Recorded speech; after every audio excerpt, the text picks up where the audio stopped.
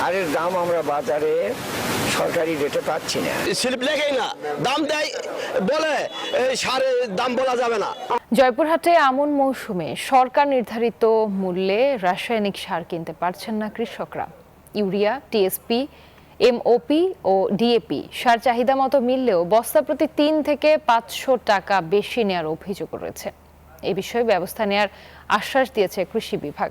আলমগীর চৌধুরীর তথ্যচিত্রে desk report. Joypurhat জেলায় এবছর ৭০,০৯৫ হেক্টর জমিতে আমন চাষের লক্ষ্যমাত্রা নির্ধারণ করেছে কৃষি বিভাগ। এর মধ্যে ৯৭ ভাগ জমিতে রোপণ কাজ শেষ হয়েছে। কৃষকের অভিযোগ, সরকার নির্ধারিত দামের চেয়ে ৩-৪০০ টাকা বেশি নিচ্ছেন খুচরা সার ব্যবসায়ীরা। ৫০ কেজি এক বস্তা টিএসপি সারের দাম ১,৩৫০ টাকা হলেও তা কিনতে হচ্ছে ১,৮০০ টাকায়। একইভাবে দাম বেশি নেওয়া হচ্ছে ডিএপি এবং এমওপি সারেরও। দাম বেশি নিলেও বিক্রয় রসিদ না দেওয়ার অভিযোগও রয়েছে।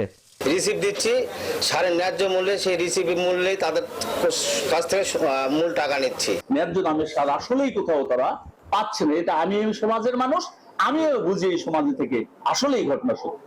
ব্যবসায়ীদের অবৈধ সিন্ডিকেট ভাঙতে মাঠ পর্যায়ে সরকারের কঠোর নজরদারির দাবি কৃষকের। সারের দাম আমরা বাজারে সরকারি রেটে পাচ্ছি না। স্লিপ লেগেই না, দাম দেয় বলে সারের দাম বলা যাবে না। আমরা সে মূল্য বেশি দিয়ে কিনি কিন্তু সেটার মেমো আমাদের দেয় না। পর্যাপ্ত মজুদ থাকার পরও সারের দাম বেশি নেয়ার প্রমাণ সহ অভিযোগ পেলে ব্যবস্থা নেয়ার আশ্বাস কৃষি কর্মকর্তার।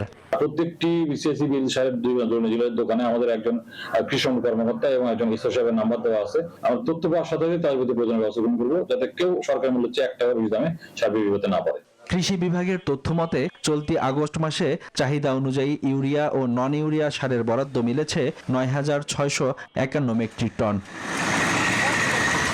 Desk report, news 24।